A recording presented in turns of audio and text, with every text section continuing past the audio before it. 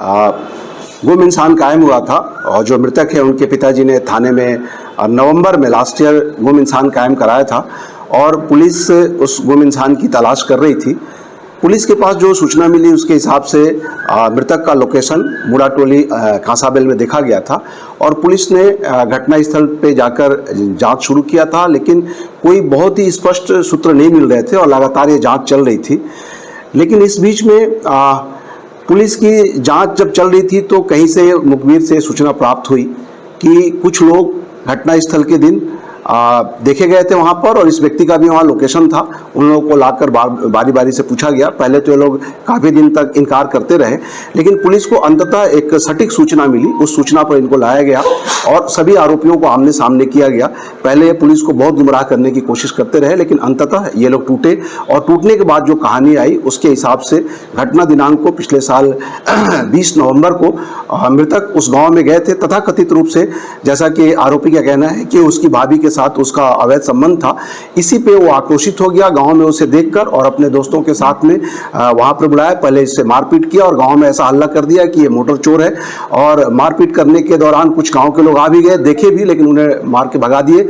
फिर इन लोगों ने पत्थर से उसके सिर को कुचला। कुचलने के बाद शव को ठिकाने लगाने के लिए अपने स्कॉर्पियो गाड़ी में ले गए और वहां पर धड़ को अलग किए काट के कुल्हाड़ी से और शव को अलग जगह दफनाए और धड़ को अलग जगह से, सिर को अलग जगह दफनाए और धड़ को अलग जगह दफनाए और ये लोग आकर अपने गांव में सामान्य तरीके से रहने लगे। गांव वाले पूछे तो उन्हें बता दिए कि वो जो मोटर चोर था उसको हम लोग मारपीट किए, वो भाग गया। इसके बाद पुलिस लगातार गुम इंसान की तलाश करती रही। अंततः जब पुलिस को सूचना मिली, इनको ला के पूछा गया मनोवैज्ञानिक तरीके से, जब ये टूटे तो इनका यही कहना था कि जब इनको ये पता चला कि पुलिस लगातार सक्रिय है तो ये लोग गए घटनास्थल पर। वहाँ से धड़ को एक दिन निकाला और निकाल के वहाँ पर उसको जलाया। जलाने के बाद जो है उसे नदी में बहा दिया। फिर एक दिन जाकर सिर को निकाला, सिर को निकाल के ड्रम में रख के आग लग के जलाया और उसको चूरा चूरा किया। चूरा चूरा करते समय इसके पिताजी ने देख लिया। फिर पिताजी को इसने सारी बातें बताई। फिर ये लोग जाकर पहाड़ के ऊपर, जो बेला पहाड़ है उसके ऊपर खंडहर में उस हड्डी के चूरे को डाल दिए। पुलिस काफ़ी मशक्कत करके बहुत मुश्किल से उन हड्डियों को निकाली और हमारे वैज्ञानिक अधिकारी आए हुए हैं और उसके द्वारा हम डीएनए टेस्ट करा रहे हैं और साथ ही आरोपियों ने अपने अपराध को कबूल कर लिया है। वहाँ के जो चश्मदीद साक्षी थे, जिस दिन मारपीट हुई थी, उन लोगों ने भी इस बात की पुष्टि की है कि घटनास्थल पर ये लोग थे। अंततः इन 5 आरोपियों को गिरफ्तार करके न्यायिक रिमांड पर जेल पर भेजा जा रहा है। हत्या में सर 5 जन शामिल थे कि मतलब? नहीं, हत्या के दौरान जो है 3 लोग की सक्रिय भूमिका थी। एक व्यक्ति जब वो गांव में आया था मृतक, तब उसके लिए रेकी किया था और इसका पिता जो मुख्य आरोपी है, श्याम का पिता, चूंकि साक्ष्य को छुपाने में मदद किया, उस हड्डी के टुकड़े को ले जाके पहाड़ में डालने में मदद किया था, इसलिए वो भी आरोपी बनाया गया है।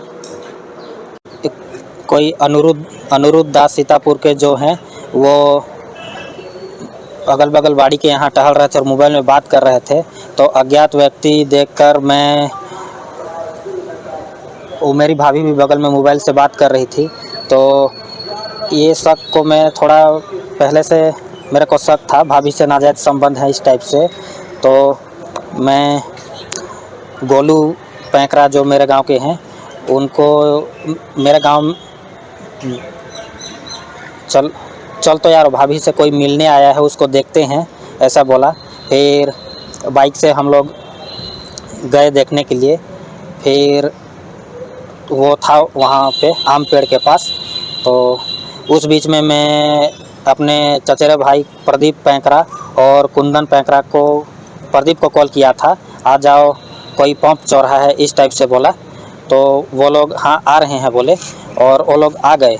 उसी बीच में मैं अनिरुद्ध दास को पकड़ के 4-5 फाइट मार दिया था और गोलू उसी बीच में अरे छोड़ दे श्याम बोला। फिर उसी बीच में ही कुंदन और प्रदीप पहुंच गए और मैं पकड़ो तो बे हमारी घर की बहुरिया बहू को साला इज्जत लूटने आता है, वो भी शाम का 7 बजे घर में घुसने का हिम्मत करता है। मैं थोड़ा गुस्सा आक्रोश में था और वो दोनों, मैं क्या करूँगा इसको नहीं समझ पाए, दोनों हाथ को पकड़ दिए और मैं बगल में ही साइज पत्थर रखा हुआ था, वो दोनों पकड़ लिए। तो मैं उठा के सिर में मार दिया जिससे वो ज़मीन पे गिर पड़े। उसके बाद में गोलू तो डर से वहाँ से भाग गया उसके बाद में मेरे भाई लगा रहे यार तेरे को नहीं करना चाहिए था, इसका हाथ पैर तोड़ के छोड़ते, अब कितना बड़ा कांड में फंस जाएंगे, इस टाइप से बोले। तो छोड़ो बोला। फिर इस बीच में गांव से और लोग भी आ गए ऐसी। फिर पहुंचते के साथ देखते के साथ वो लोग भाग गए वहाँ से। फिर मैं तुम लोग यहीं रुको बोला, अपने घर गया अपने। फिर एक कुल्हाड़ी लेके आया रात में ही, फिर उसका गर्दन को काट दिया, सिर को अलग और धड़ को अलग कर दिया। फिर एक त्रिपाल ले आया और रस्सी, और अपने स्कॉर्पियो वाहन को फिर उसमें लोड किए। उसके बाद में हम लोग जिसमें सीसीटीवी कैमरा ना हो, अम्बा, डंडा जोर, भैंस बूढ़, अम्बा, ऐसे करके गली वाले रास्ते हैं, ऐसे करते हम लोग कोतवा के बगल अम्बा कछार जंगल में पहुंच गए। सिर धड़ को हम लोग शरीर को रोड से 50 मीटर दूर झाड़ी के पास एक सेन्हा पेड़ के पास रख दिए, और मैं लैटर पकड़ा हुआ था उसमें आग लगा दिया। फिर वहाँ से हम लोग चले गए।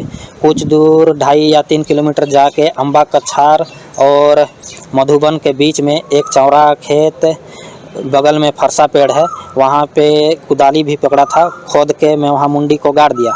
उसके बाद में घर आ गए हम लोग। उसके बाद में वैसे ही चलता रहा, पुलिस अपना जांच करती रही। हम लोग को बीच में बुलाया गया, लेकिन हम लोग नहीं बताए थे उस टाइम।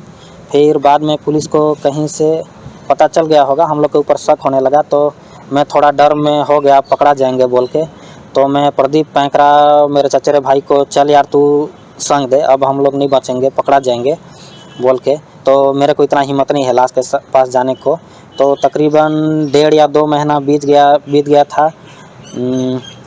17 जनवरी को मैं जाके दोपहर में ही गया। फिर वो शरीर को ढूंढने लगा, जहाँ शरीर था उस जगह से खिसक के 5 कदम दूर नाले में पूरा शरीर सड़ा गले अवस्था में नाले में ही पड़ा था। उसमें कीड़ा वीड़ा नहीं था, जो मानव चर्बी रहता है वैसे पूरा लसलसा पूरा था। उसको मैं बोरा लिया था, बोरा में भर के बांध के साइड में रख दिया। फिर मैं घर आ गया। उसके बाद मैं लकड़ी का व्यवस्था करके शाम को फिर मैं उसको लेने चला गया। फिर शाम को ले आया, वही तकरीबन 10 बजे पहुंचा। फिर मेरे घर वाले तो सब सो गए थे। फिर मैं मिट्टी तेल डाल के उसको आग लगा दिया। फिर उसको बाथरूम में ले गया सुबह। फिर नहानी में उसको पैरों से रगड़ के उसको मैंने चूरा बना दिया, जो मजबूत हड्डी था उसको। फिर शाम उसको दिन में पॉलीथीन में रख के साइड में रख दिया था। फिर शाम को 7 बजे कांसाबेल थाना से 200 मीटर दूर है घुघरी नदी, उसी घुघरी नदी में मैं ऊपर से ही खोल के भरा के ऊपर से ही गिरा दिया। उस टाइम तकरीबन जांग भर घुटना भर पानी था उस टाइम। फिर मैं फिर घर आ गया। उसके बाद में 2-3 दिन बीत गया, 20 जनवरी आ गया। मैं प्रदीप पैंकरा को फिर बोला, चल यार भाई, वो मुंडी जहाँ गाड़ा हूँ वो जगह को मैं भूल गया हूँ, तो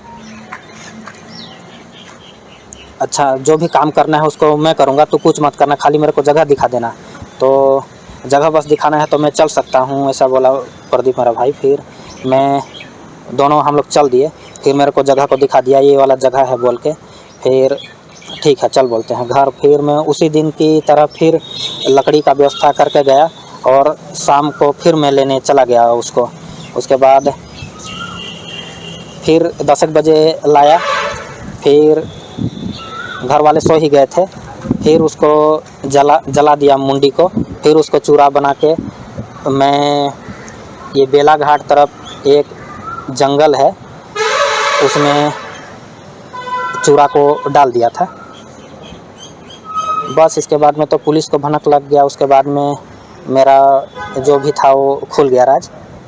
ये योजना को अपने सोचे थे कि तत्काल सोच के बनाए थे, पहले से योजना बनाए थे? ये योजना पहले से नहीं बना था। जैसे जैसे पुलिस का कार्रवाई ही होते गया, मेरा मन विचलित होते गया। अब धरा जाऊंगा, पकड़ा जाऊंगा, इसको मैं सबूत को मिटा देता हूं तो पुलिस के हाथ में क्या लगेगा। तुम्हारे पिताजी ने क्या क्या किया? हमारे पिताजी ने वो जो कटा हुआ